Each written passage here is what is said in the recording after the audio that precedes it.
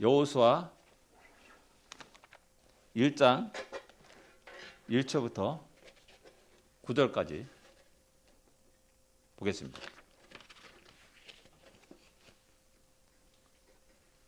교독하겠습니다.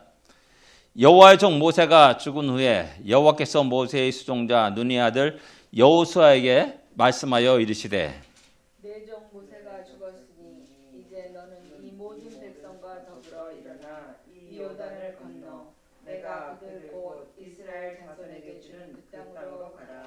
내가 모세에게 말한 바와 같이 너희 발바닥으로 밟는 곳은 모두 내가 너에게 주었노니 곧 광야와 레바논에서부터 큰 강 곧 유브라데 강까지 해쪽 속의 온 땅과 또 해지는 쪽 대까지 너희의 영토가 되리라. 내 평생에 너를 능히 대적할 자가 없으리니 내가 모세와 함께 있었던 것 같이 너와 함께 있을 것임이라. 내가 너를 떠나지 아니하며 버리지 아니하리니 강하고 담대하라. 너는 내가 그들이 조상에게 맹세하여 그들에게 주리라 한 땅을 이 백성에게 차지하게 하리라. 오직 강하고 극히 담대하여 나의 종 모세가 내게 명령한 이 율법을 다 지켜 행하고 우로나 좌로나 치우치지 말라. 그리하면 어디로 가든지 형통하리니 이 율법책을 내 입에서 떠나지 말게 하여 주의 앞에 그것을 묵상하여 그 안에 기록된 대로 다 지켜 행하라. 그리하면 내 길이 평탄하게 될 것이며 내가 같이 읽겠습니다. 내가 내게 명령한 것이 아니냐. 강하고 담대하라. 두려워하지 말며 놀라지 말라. 내가 어디로 가든지 내 하나님 여호와가 너와 함께 하느니라 하시니라. 아멘. 제목이 그 땅으로 가라 라고 이렇게 했습니다. 이 새해 시작하면서 이제 우리 표어가 묵은 땅을 기경하라입니다. 아까도 말씀드렸듯이 묵은 땅은 어떻게 보면 우리가 편안한 거, 익숙한 거, 그래서 계속 거기에 머물려고 하는 그러한 경향들이 있음을 알 수가 있습니다. 근데 하나님은 오늘 여호수아와 이스라엘 백성들에게 그 땅으로 가라라고 이렇게 명령하고 계십니다. 우리 모두에게는 미래에 대한 두려움이 있습니다. 새로운 세계로 들어가야 된다는 어떤 걱정과 근심이 우리 모두에게 있습니다. 걱정과 근심이 있다 보니까 잠깐 머물려고 합니다. 그리고 내가 어떤 도전하고 또 이렇게 전진하기보다는 그냥 시간의 흐름에 따라서 그냥 살아가려고 하는 수동적인 모습도 우리가 볼 수가 있습니다. 변화를 택하기보다는 익숙한 곳에 계속 있기를 원하고 새로운 것을 추구하기보다는 우리가 잘 알고 있는 것을 그대로 유지하려고 하는 그런 경향들이 있습니다. 이스라엘 백성도 마찬가지죠. 광야가 아무리 힘들고 어렵다 하지만 이제 그게 익숙해진 겁니다. 익숙해진 거예요. 맨날 날 만난 아이들이죠. 뭘 거 걱정 없지 않습니까? 그러니까 그렇게 살아가고 싶은 마음도 있을 것이라는 사실입니다. 그래서 하나님은 여호수아와 이스라엘 백성들에게 그 땅으로 가라라고 명령하십니다. 여기서 우리는 어떤 변화의 시기에 홀로 서 있는 여호수아의 모습을 한번 상상해 볼 필요가 있습니다.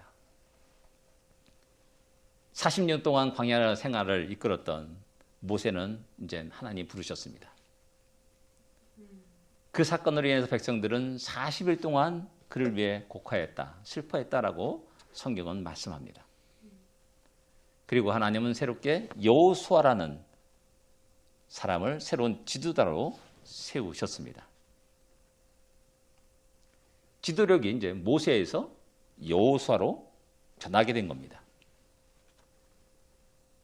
이런 시점에서 여호수아의 마음은 어떻겠냐라는 겁니다. 여러분들 책임이 있고 없고는 완전히 다른 겁니다. 군대 생활하다 보니까는 이등병 때는 좀 뭐 고참들이 막 뭐라 해가지고 괴로운 점도 있지만은 책임이 하나도 없어요. 이게 마음 편해요. 근데 병장을 되고 보면은 이 막중한 책임이 주어집니다. 거기에 대한 큰 어려움이 있고 힘든 어려움이 있고 괴로움이 있는 겁니다. 아마도 여호수아에게도 똑같은 어떤 책임에 대한 십자가에 대한 큰 부담과 짐이 있었을 것이라고 우리가 생각할 수 있습니다. 그 여호수아의 마음에도 걱정과 근심, 두려움들이 일어났을 것이라는 사실을 우리는 짐작하게 됩니다. 여호수아만 그럴까요? 아닙니다. 백성들에게도 똑같은 겁니다. 과연 여호수아가 잘 이끌어갈 수 있을까? 라는 그 퀘스천 마커가 붙게 되는 겁니다. 이런 생각들이 확산된다, 백성들에게 확산된다면은 결국 주저앉게 되는 것이죠. 뒤로 물러나게 되는 겁니다. 이런 역사는 과거에도 있었지 않습니까? 그들이 간에서 바다에 딱 도착해가지고 정탐꾼을 보내고 그들이 다시 그 정탐꾼이 돌아와서 보고하는 그 장면 속에서 우리는 잘 알고 있습니다. 그 땅은 참 좋습니다. 하나님 말씀대로 젖과 꿀이 흐르는 땅입니다. 그러나 우리가 차지할 수 없습니다. 그들은 너무나 장대한 백성이고 성은 너무나 크고 높습니다. 감히 우리가 들어가서 얻을 수 없습니다. 우린 그들에 비하면 메뚜기 같은 존재들입니다. 라면서 털썩 주저앉았고 하루아침에 진중에 통곡소리가 일어났다라고 이렇게 성경은 말씀하고 있습니다. 그것으로 인해서 그들은 40년을 갖다가 광야에서 방황하는 그런 것을 이렇게 맞이했다는 사실을 우리는 잘 알고 있습니다. 예, 이런 부정적인 여호수아가 과연 잘할 수 있을까? 여호수아가 과연 우리를 이끌어갈 수 있을까? 라는 그런 캐시문과 잠깐부터 하다 보면은 부정적인 생각이 일어나게 되죠. 그 다음은 큰 혼란이 일어나게 됩니다. 걱정과 근심이 그들의 마음을 지배하기 시작합니다. 무엇보다도 모세는 카리스마가 있었습니다. 근데 과연 여호수아는 그런 것이 있을 수 있을까 하는 그런 것. 근데 세대 교체에 대한 어떤 그 신구 세력 간의 어떤 갈등들이 있음을 우리는 쉽게 짐작하게 됩니다. 모세가 죽었지만은 그럼 모세를 참 진짜 전폭적으로 따르고 충성되게 따르는 무리들이 여호수아를 과연 이렇게 온전히 볼 수 있냐는 겁니다. 지도력이 바뀌는 이 상황 속에 거의 대부분 일어나는 일들이죠. 특별히 이런 모습들은 교회에서 어떤 목회자가 바뀌고 변경되는 그런 속에서 많이 갈등하는 것을 우리 주위에서 볼 수가 있는 겁니다. 이것이 어쩌면 내부적인 문제요, 어려움이요, 갈등이 난다면은 외부적인 환경과 상황도 녹록치 않음을 갖다 우리는 알 수가 있습니다. 여호수아와 이스라엘 백성들 앞에 탄탄대로가 있는 것이 결코 아니었습니다. 대표적인 장애물이 요단 계곡과 또 그 아래에 있는 요단강과 또 그 너머에 있는 수많은 대적들이라 말할 수가 있습니다. 이스라엘 백성들이 지금 있는 곳은 아마 모압 평지, 느보산 그 근처일 겁니다. 그 느보산은 약 해발 800m 정도 되는 그런 장소입니다. 이게 아마도 이스라엘 백성들 한 700m 정도 되는 그곳에 있었을 겁니다. 거기서 요단강까지는 몇 미터 될까요? 쭉 계속 내려가는, 내리막길이니까 얼마나 좋습니까? 약 1000m 정도를 내려가야 됩니다.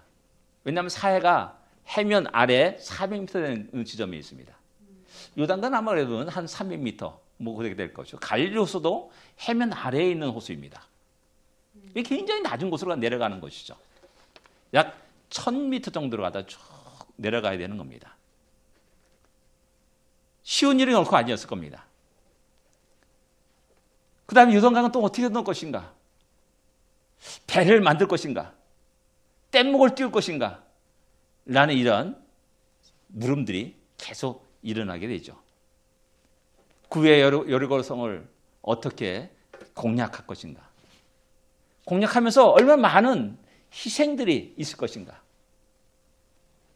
첫 번째 전쟁에서 힘들고 많은 희생이 일어나게 되면은 두 번째 전쟁, 그 다음에 이후에는 참으로 너무나 어렵고 힘든 것이라는 사실입니다. 과연 어떻게 그런 많은 수많은 대적들을 감당할 수 있을 것인가? 라는 것들이 외부적인 환경이라 말할 수 있습니다. 이렇게 생각만 하다 보면은 결국 주저앉게 됩니다. 걱정만 쌓여가게 됩니다. 이럴 때 하나님은 여호수아를 찾아와서 말씀하는 겁니다. 중요한 것은 하나님이 여호수아를 찾아오셨다는 사실입니다. 앉아서 걱정하며 머리에 너무나 복잡하다, 너무나 괴롭다, 너무나 힘들다, 너무나 어렵다 라고 하는 이런 상황 속에 있는 그에게 찾아와 주셔가지고 야, 일어나라. 요단을 건너라. 이스라엘 주는 그 땅으로 가라 라고 말씀하고 있는 것입니다. 그건 뭐냐면 앉아만 있지 말라는 말입니다. 걱정만 하지 말라는 말입니다. 두려운 가운데 뒤로 물러나지도 말라는 말입니다. 여건이 될 때까지 조금 그 시기를 좀 더 뒤로 연장해가지고 연기해가지고 하는 느긋하게 하는 그런 형태로 살지 말라는 겁니다.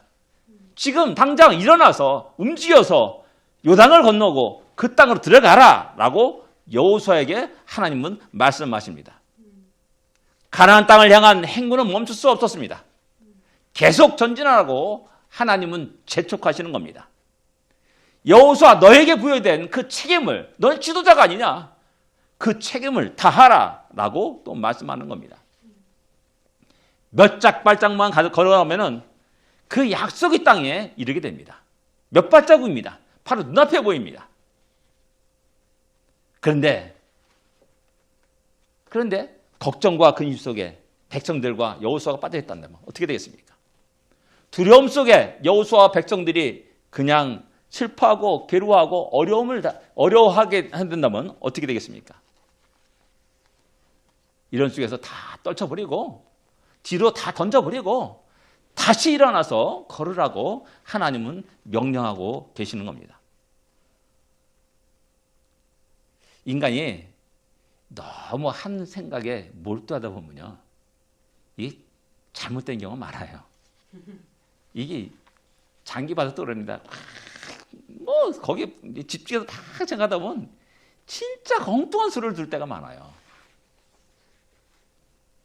깊게 생각하면은, 많이 오래 앉아서 생각하게 되면은 좋을 것 같은데 결국 뭐냐, 결론은 할 수 없다는 결론에 도달하게 되죠. 대부분 사람이 그런 것 같아요.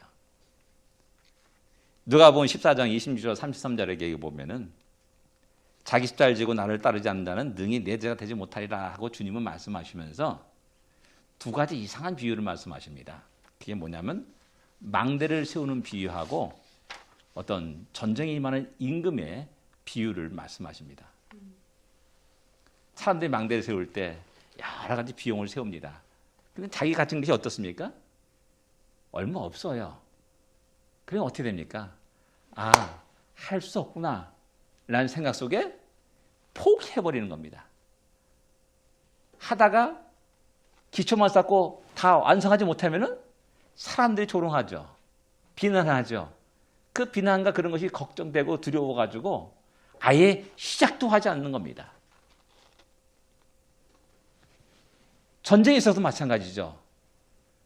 야, 적군이 몇 명이냐? 10만 명이다. 우리 군사는 몇 명이야? 10,000명밖에 안 돼. 이러면 싸울 수가 없는 겁니다. 병력에 너무나 엄청난 차이가 있기 때문에.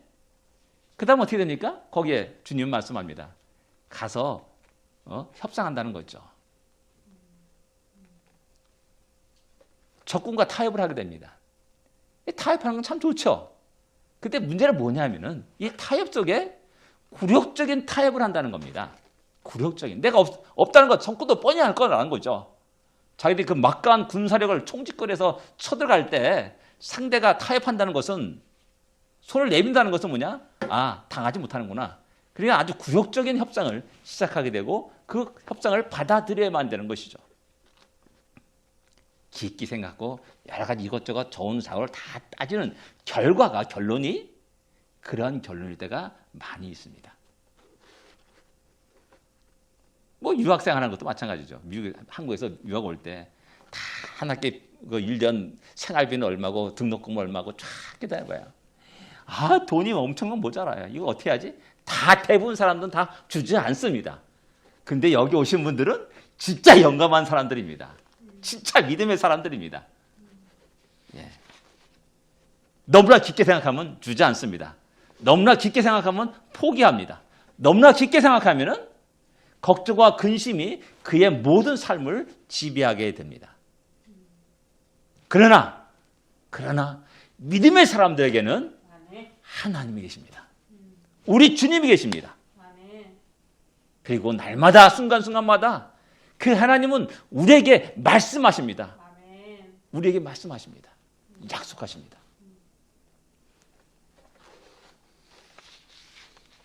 일어나 요단을 건너서 그 땅으로 들어가라 라는 것. 예, 현재 우리 상황은 많은 어려움이 있을 수 있습니다. 또 앞으로 그까지 가기까지는 또 많은 장애물도 있을 수 있습니다. 또 많은 문제가 우리를 막을 수도 있습니다. 그러나 믿음의 사람들은 하나님의 말씀을 믿고 의지하면서 앞으로 전진해 가는 사람들입니다. 문제를 보는 거 아닙니다. 장애물, 가시밭을 보는 게 아닙니다. 광야를 보면 절대 가나안 땅에 들어갈 수 없습니다. 하나님이 불과 구름 기둥을 본 자는 가나안 땅에 들어가는 겁니다. 우리의 삶에도 여전히 많은 어려움이 있고 문제가 있고 아픔이 있습니다. 이 세대를 살아가면서 힘들지 않은 사람이 어디 있겠습니까? 이 시대를 살아가면서 문제가 없는 사람이 어디 있겠습니까? 다 보면은 크거나 작거나 관계없이 모든 사람들이 문제를 가지고 살아갑니다. 많은 상처를 가슴에 품고 살아갑니다. 그래 언제까지 그 상처 속에 퍼져가지고 일어나지 못하고 살아갈 수가 있습니까? 그 많은 문제 속에서 슬퍼하며 괴로워하며 살아갈 수가 있습니까? 2021년에도 우리는 변함없이 계속 전진해 나가야 됩니다. 아멘. 우리의 믿음의 발걸음을 내디뎌야 됩니다. 4절에 보면은 광야와 이 레바논에서부터 큰 강 유브라데까지 내 온 혜택 속 온 땅과 또 해지는 대해까지 아멘. 너의 영토가 되리라 라고 하나님은 말씀합니다. 아멘. 그 땅은, 그 약속의 땅은 믿음을 가지고 믿음의 발걸음을 내딛는 사람들이 차지할 수 있는 땅입니다. 아멘. 주저앉아 가지고 어찌할꼬 왜 이렇게 많이 힘들고 어렵고 이런 사람이 차지하는 땅이 아니라는 겁니다. 계속 우리도 2020년도 믿음을 가지고 또 앞으로 우리의 모든 인생에 그런 믿음 속에서 힘있게 전진 나가는 우리가 되기를 원합니다. 아멘. 그 땅으로 가라는 말씀하시면서 하나님 또한 변함없이 하나님의 약속을 재확인시킵니다. 3절에서 모세에게 말한 것 같이 이렇게 말씀합니다. 모세에게 말한 바와 같이. 5절에서도 모세와 함께 있었던 것 같이 아멘. 너와 함께 하리라. 내가 너를 떠나지 아니하며 버리지 아니하리라. 이렇게 말씀합니다. 모세에게 말한 것 같이, 모세에게 함께한 것 같이 여호수아 너에게도 말하고 너에게도 함께하겠다라고 말씀하는 겁니다. 아멘. 이 말씀 속에서 우리는 하나님의 변함없는 사랑과 그 약속을 발견하게 됩니다. 이 세상의 모든 일들은 변화무쌍합니다. 우리도 변화무쌍한 인생을 살아갑니다. 우리가 약속합니다. 맹세합니다. 절대 그런 일이 없어 라고 맹세하지만은 그 맹세가 지켜지지 않는 겁니다. 우리 자신도 우리 자신의 모습을 잘 알고 있어요. 우리 스스로 잘 알기 때문에 사람의 약속을 결코 100% 신뢰하는 사람은 어리석은 사람이라고 이렇게 말을 합니다. 스스로 신뢰하지 못합니다. 그러나 우리 하나님의 약속은 변함이 없습니다. 아멘. 어떤 시대, 어떤 상황과 어떤 환경 속에서도 변함이 없습니다. 하나님의 사랑 역시 변함이 없습니다. 1000년 전이나 2000년이나 관계없이 그 변함없는 그 사랑은 계속해서 지금도 여전히 우리와 함께하고 계시다는 사실입니다. 하나님의 계획과 의지는 변함이 없습니다. 하나님의 구원 계획은, 구원의 약속은 결코 변함이 없습니다. 어제나 오늘이나 영원토록 동일하신 하나님의 약속과 구원과 또한 계획과 의지를 우리는 발견할 수가 있습니다. 그래서 우리는 그 하나님을 의지할 수가 있는 겁니다. 그 하나님의 약속을 신뢰하면서 오늘의 어려움들을 이겨나가는 겁니다. 아멘. 그 약속을 붙잡고 절망 가운데서 소망의 끈을 놓지 않는 겁니다. 그렇지만 어려움과 두려움 속에서도 결코 용기를 잃지 않습니다. 이것이 믿음의 사람의 모습입니다. 예수께서는 어제나 오늘이나 영원토록 동일하시다고 히브리서 기록자는 우리에게 말씀합니다. 아멘. 주님이 변함없기 때문에 우리는 그분을 의지합니다. 주님의 약속에 변함이 없기 때문에 우리는 그 약속의 말씀을 붙잡고 살아가는 겁니다.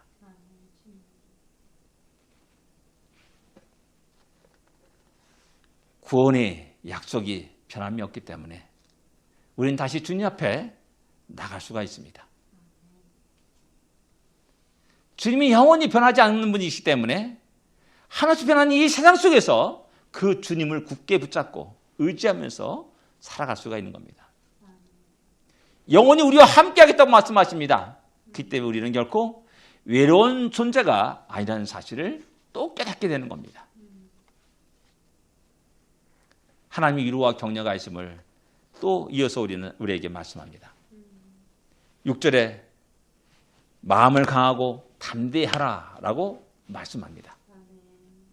7절에서 오직 너는 마음을 강하게 하고 극히 담대하여라 이렇게 말씀합니다. 아멘. 이 말은 또 9절에서도 마찬가지입니다. 마음을 강하고 하고 담대하라. 두려워하지 말며 놀라지 말라 라고 말씀합니다. 3번씩이나 동일하게 말하면서 좀 더 강하게 말합니다. 7절엔 마음을 강하고 담대하라 이렇게 말하고 7절에서는 오직 너는 마음을 강하고 극히 담대하게 하라 이렇게 말씀하고 있고 9절에서는 마음을 강하고 담대하라고 말하고 두려워하지 말며 놀라지 말라라고 또 첨가합니다. 3번씩이나 동일한 말씀을 하십니다. 이스라엘 백성들과 여호수아에게 말씀하시는 겁니다. 이것을 볼 때 그들이 상황이 얼마나 두렵고 떨리는 상황인지를 짐작할 수가 있는 겁니다. 여호수아뿐만 아니라 이스라엘 모든 백성들에게 과연 저 땅을 밟을 수 있을까? 저 길을 걸어갈 수 있을까? 저 요단강 건널 수 있을까? 저 여리고성을 점령할 수 있을까? 라는 그런 근심과 걱정에 눌려 있는 것입니다. 마음에 일어난 두려움과 공포심은 결국 그 사람의 삶을 지배하게 됩니다.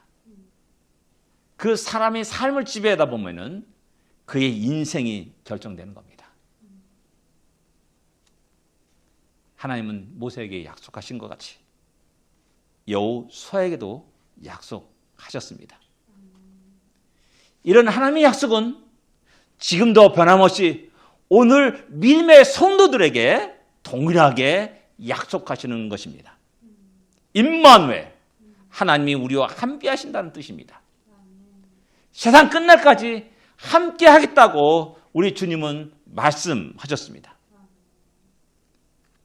이런 하나님의 약속은, 우리 주님의 약속은 어려운 시대를 살아가고 있는 수많은 성도들에게 큰 용기를 주었습니다. 로마 시대의 그런 극심한 핍박 속에도 그들의 신앙을 포기하지 않았습니다.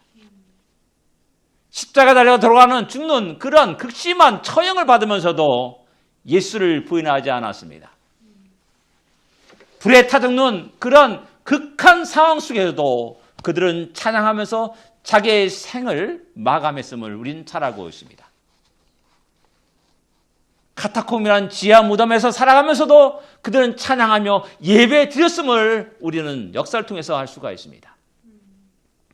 그런데 우리는 너무나 자유로운 이 시대를 살아가면서 하나님을 향한 찬양과 하나님을 향한 예배가 점점 희귀해지는 이 시대를 우리는 보게 되는 겁니다. 거대한 예배당의 건물은 있고 화려한 예배당의 건물은 있습니다. 그러나 그 땅, 그곳에 차지하는 사람들은 성도들이 차지하는 것이 아니라 수많은 관광객들이 차지하였고 발걸음을 옮기고 있다는 사실입니다.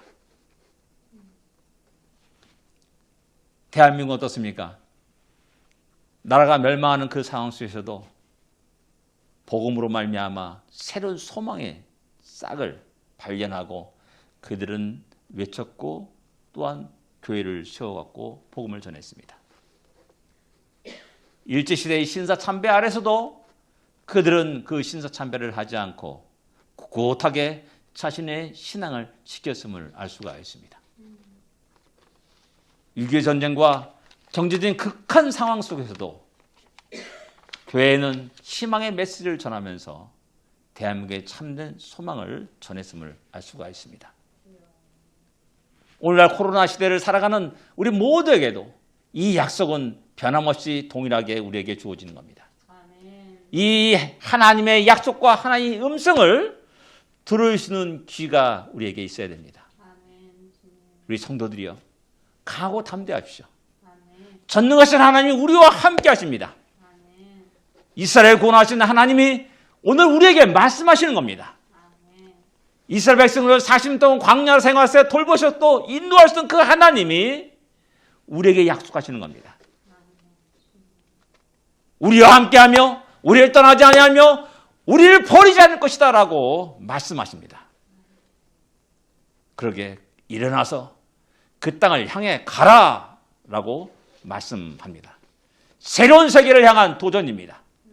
하나님의 약속의 땅을 향한 도전이 다시 새롭게 시작되어야 됩니다.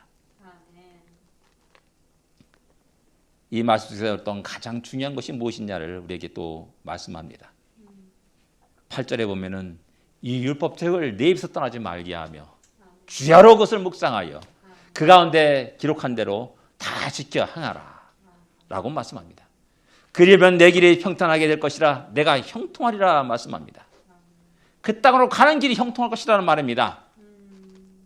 그 땅을 점령하는 길이 형통할 것이라는 말입니다.